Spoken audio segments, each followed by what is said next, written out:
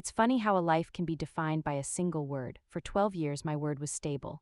We had a stable marriage, stable finances, a stable, comfortable home in a quiet suburb. My husband was the charismatic, ambitious one. I was the steady, supportive anchor. We were a team, a well-oiled machine built on what I thought was a foundation of mutual trust and shared dreams. His mother was the third wheel in our partnership, a constant presence whose intrusive advice I mistook for maternal care. She doted on him, praised my support of him, and constantly spoke of us as her perfect little family. The stability was a carefully constructed illusion, and I was its most devoted inhabitant, never once thinking to look for the cracks in the foundation. The cracks began to show with the announcement of the business trip. It wasn't just any trip. He presented it as the opportunity of a lifetime, the culmination of years of hard work. A 2-week-long conference and client meeting in a stunning, all-inclusive resort in Cancun. He said the company was fronting the travel, but to secure the deal he was working on, he needed access to a substantial amount of liquid cash for client entertainment, refundable deposits, and logistical grease. He spun a convincing tale of high-stakes negotiations and the extravagant expectations of international investors. To make it work, he explained, we would need to temporarily move the bulk of our joint savings, our emergency fund, everything, into a separate checking account to which he had a debit card with a high daily limit. It's just for a couple of weeks, honey, he said, holding my hands, his eyes wide with earnest excitement. As soon as the deal is signed, the company reimburses everything and will be more than stable, will be set for life. I looked at the man I had loved for more than a decade, the man I had built my world around, and I saw nothing but sincerity. The idea of doubting him felt like a betrayal, so I did it. I sat beside him at his desk and authorized the transfers. I watched the numbers drain from our savings account, our nest egg, the product of years of my careful budgeting and his earnings, and flow into the temporary account. It felt like a huge risk, but I also felt a surge of pride. I was the supportive wife, the silent partner in his success, making the sacrifice that would launch us into our golden years. His mother came over the night before he left, ostensibly to wish him well. She hugged him for an uncomfortably long time, tears in her eyes. My brilliant, successful son, she kept saying. And you, she said, turning to me and squeezing my arm, you are the perfect wife for him, so supportive, he couldn't do any of this without you. I beamed, my chest swelling with a sense of purpose. I was doing the right thing, I was a good wife, I was part of the team. I drove him to the airport the next morning. He kissed me long and deep, promising to call and text every single day. He talked about the future, about the house we'd buy, the places we'd travel once this deal was done. I watched his plane take off, feeling that familiar pang of loneliness but overriding it with a wave of excitement for what was to come. For the first few days, everything was normal. He texted me good morning and good night. He sent a picture of the view from his hotel room, a generic shot of a palm tree and a slice of turquoise ocean. He said the meetings were intense, the days were long, and that he missed me terribly.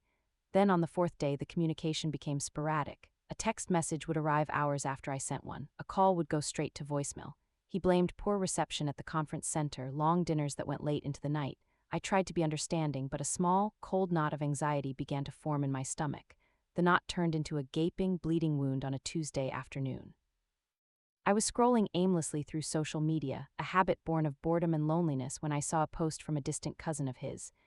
She had just returned from her own vacation in Mexico. She posted a photo album titled Fun in the Cancun Sun. I clicked through them casually, seeing pictures of her family on the beach, and then I saw it, the 10th photo in the album. It was a wide shot of a wedding ceremony on a pristine white sand beach.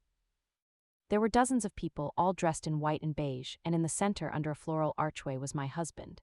He was holding hands with a woman I had never seen before, a radiant bride in a flowing white dress. They were gazing into each other's eyes, about to kiss. My mind reeled, trying to make sense of the image. It had to be a mistake, a trick of the light, someone who just looked like him.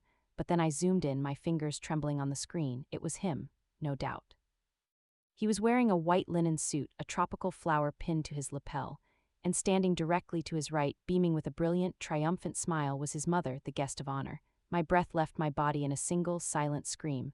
I scrolled frantically through the rest of the album. There were more pictures, my husband and his new bride cutting a wedding cake, my husband and his mother dancing together, her head on his shoulder. It was all there, a meticulously documented chronicle of my life's utter destruction. The business trip, the drained accounts, his mother's tearful farewell. It wasn't a business deal, it was a destination wedding, and I had paid for it. Every last detail, the bride's dress, the rings, the flights and accommodations for their guests, the champagne they were toasting with in the photos, was funded by my life savings. They hadn't just left me, they hadn't just stolen from me.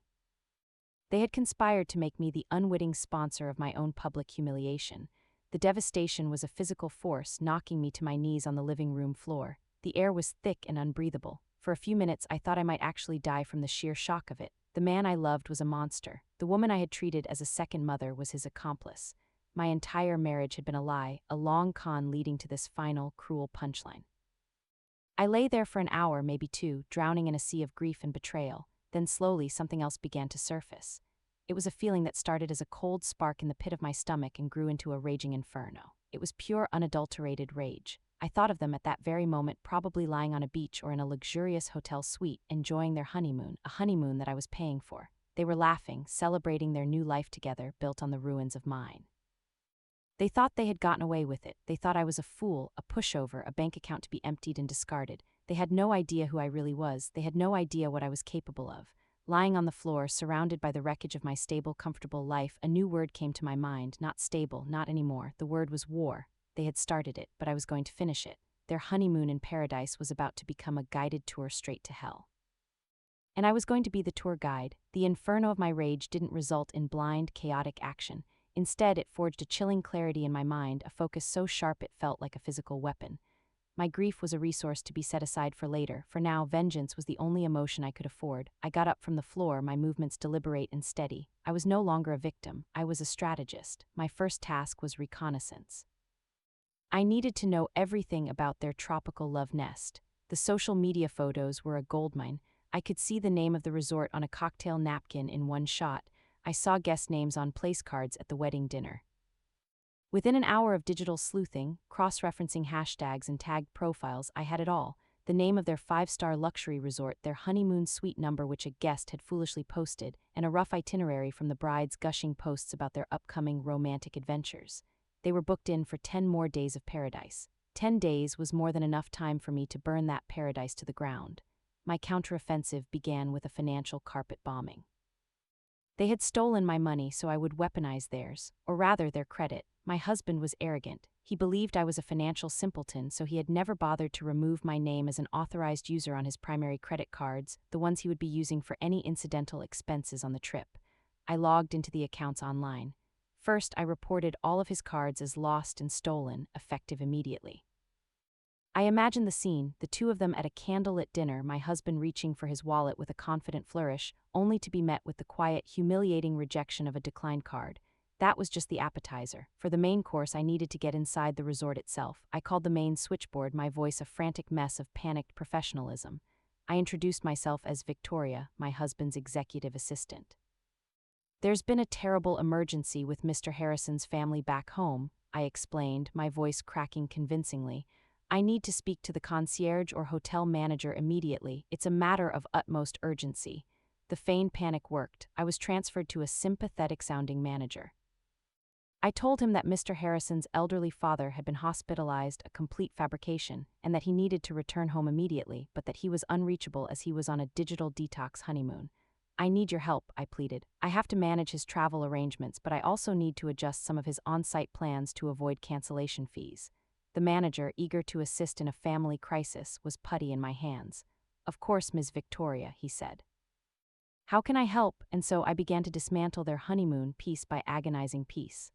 "First," I said, my fingers flying across my keyboard as I looked at the hotel's activity schedule, "please cancel their sunset romance dinner package for tomorrow night. It's just, the timing is too awful." In its place, I asked if he could arrange for a large, industrial-sized trash receptacle to be delivered outside their suite at 7 p.m. for the disposal of some contaminated luggage. Next, I moved on to the spa. They had a couple's serenity massage booked. I had it changed.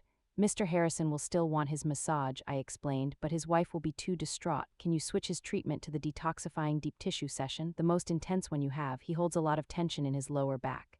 I knew for a fact he had a sensitive back. As for her massage, I canceled it and used the credit to schedule a wake-up call for them. At 3 a.m. every morning for the rest of their stay. The manager was taking copious notes. "Also," I added, "I need to arrange a few things for their room. Could you have a bereavement counselor's brochure placed on his pillow each night? And please remove all champagne and celebratory items. Replace the minibar with only water and high-fiber health bars, doctor's orders for his stress." The manager was slightly bewildered but complied, his professionalism overriding any suspicion.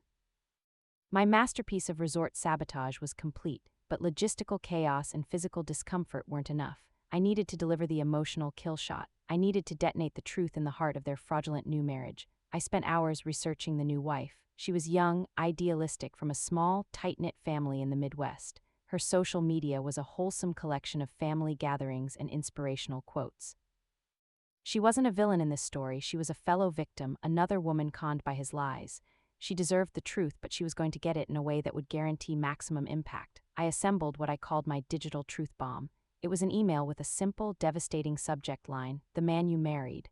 The email contained a short, simply worded letter from me, introducing myself as his wife of 12 years. I attached a scanned copy of our marriage certificate, a dozen photos of us together throughout our marriage, and the bank statements showing the systematic draining of our joint life savings in the 2 weeks leading up to the wedding. I didn't make it angry or accusatory. I wrote it from a place of feigned, heartbreaking sorrow, a letter from one wronged woman to another. "I am so sorry you have been caught in his web of deceit," I wrote. "You deserve a real marriage, not one built on stolen money and bigamy." Then I unleashed the bomb. I didn't just send it to her. I sent it to her parents, whose email addresses I found on their church's website. I sent it to her sister, the maid of honor, whose contact information was on the digital wedding invitation. I sent it to the half-dozen bridesmaids who were tagged in the wedding photos. I sent it to anyone and everyone in her inner circle that I could find. I wanted her to receive the news not just from a strange email address, but from the frantic, horrified calls and texts of everyone she loved and trusted. I wanted her to be cornered by the truth with nowhere to hide. As I clicked send on that final email, I imagined the shockwaves spreading from that luxurious honeymoon suite all the way to her quiet hometown in the Midwest. Their fantasy world was about to collide with a very harsh reality. The credit cards were cut off. The resort staff were now treating them like a tragic, bizarre couple in the midst of a family death, and a digital tsunami of truth was heading directly for them. Their honeymoon wasn't a paradise anymore. It was a cage, and the walls were closing in fast. The immediate aftermath of my digital assault was a profound and deeply satisfying silence. The new bride's prolific social media presence, once a constant stream of sun-drenched honeymoon bliss, went dark. The happy photos vanished one by one, like lights being extinguished in a house. First the wedding album disappeared, then her profile picture reverted to a generic photo of a sunset. Finally, her relationship status, which had proudly proclaimed her marriage just days before, was wiped clean. I knew with absolute certainty that my truth bomb had hit its targets. I pictured the scene in that opulent hotel room in Cancun. The confusion over the declined credit cards, the annoyance at the 3 a.m. wake-up calls, and the funereal brochures on their pillows, all culminating in the catastrophic explosion of her phone. I imagined her reading my email, then the frantic calls from her mother, the horrified texts from her maid of honor, each one confirming the unbelievable truth. The man she had just married was a fraud, a thief, and most damningly, already a husband. Her tropical paradise had transformed into a claustrophobic prison of betrayal, and she was locked inside with the monster who had built it. While they were imploding 1,000 miles away, I was fortifying my position at home. I hired the most ruthless divorce attorney I could find, a woman known for her scorched earth tactics. I laid out the entire story, complete with the bank statements, the social media evidence, and the proof of his bigamous marriage. Her eyes lit up with a predatory gleam. We filed for divorce immediately, citing fraud, adultery, and bigamy. We also filed a motion to freeze every known asset he had, ensuring he couldn't hide or move another penny. The day he was due to return, I executed the final stage of my plan. I changed every lock on the house. I hired a moving crew, not to move my things out, but to move his things out. Every suit, every golf club, every book, every last trace of his existence in my home was packed into a mountain of cheap cardboard boxes. I did the same for his mother, boxing up the various gifts and items she kept at our house. I piled all of it on the front lawn, a monument to their deceit. He didn't arrive home-tanned and triumphant. He arrived haggard, alone, and clearly defeated, dropped off by a taxi. His new wife, having discovered the truth and finding herself married to a penniless bigamist, had evidently left him stranded. He walked up to the front door and stared at the pile of boxes, his face a mask of disbelief.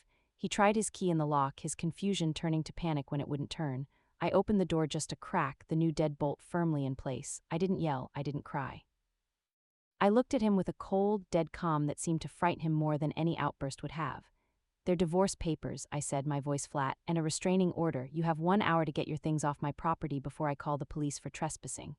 Just then his mother's car screeched to a halt at the curb. She stormed up the walkway, her face a thundercloud of righteous fury, ready to defend her precious son.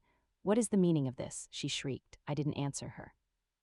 I simply handed her a separate legal document through the crack in the door. That's for you, I said. You've been named as a co-conspirator in a civil suit for fraud. We're suing you for every cent you helped him steal from me. I'd suggest you find a very good lawyer.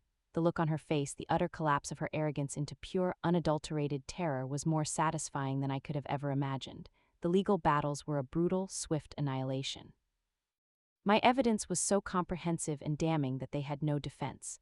The new wife, scorned and humiliated, became my star witness, providing a detailed account of his lies and the lavish wedding funded by my stolen money. The court not only granted the divorce but also awarded me what was left of our assets, including full ownership of the house. The criminal charges for bigamy were the final nail in their coffin. My ex-husband, the charismatic dealmaker, was now a convicted felon. His reputation was irrevocably destroyed, his career prospects obliterated. His mother, to pay the judgment against her in the civil suit, was forced to sell her beloved home, losing everything she had schemed to gain. They were left with nothing but each other, their relationship poisoned by the spectacular failure of their grand plan. I heard through the grapevine that they were living in a small, rented apartment, buried under a mountain of legal debt and social shame. They had gambled everything on my perceived weakness and in doing so had bankrupted their own lives. I sold the house, shedding the last physical reminder of their betrayal. I used the money to start over, to slowly and carefully rebuild the financial stability they had tried to steal from me. It wasn't easy and the scars from their betrayal run deep, but I am not the woman I was. I learned that my stability was not in a man or a marriage, but within myself. They wanted a fantasy wedding and a dream honeymoon. I made sure they got what they deserved, a lifetime of hell, fully paid for and delivered by the woman they so foolishly underestimated. Thanks listening this story. Now I want to hear your thoughts in the comments. Your experience might be exactly what someone else needs to hear right now. Share this story with your friends and don't forget to leave a like and subscribe to Revenge Laura for more episodes.